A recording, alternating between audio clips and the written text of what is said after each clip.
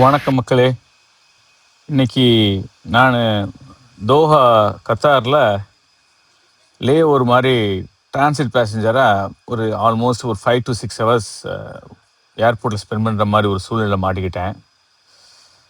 Doha கத்தாரில் ஒரு advantage என்னன்னாங்க, ஒரு அருமையான ரெயின் ஃபாரஸ்ட் ஒன்று உள்ளே க்ரியேட் பண்ணியிருக்காங்க. தோஹாங்கிறது நாங்கள் ஒரு பாலைவன area.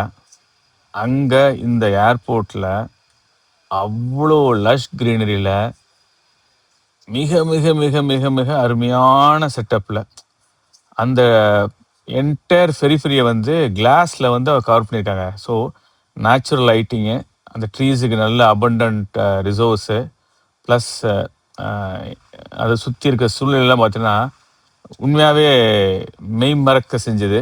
Food, service, hospitality, quality of products ரொம்ப ரொம்ப ரொம்ப அருமையாக இருந்தது. டைம் போனதே எனக்கு தெரியல.